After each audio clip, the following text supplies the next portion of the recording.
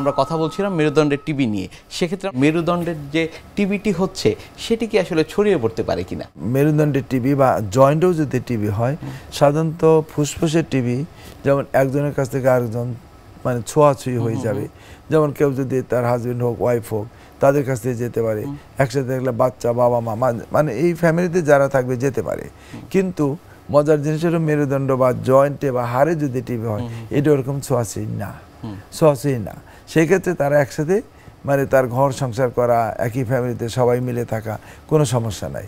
এটা একজনের কাছ থেকে আরেকজনে যাবে না। অনেক ধন্যবাদ স্যার আপনাকে আমাদের আজকের এই অনুষ্ঠানে আসবার জন্য।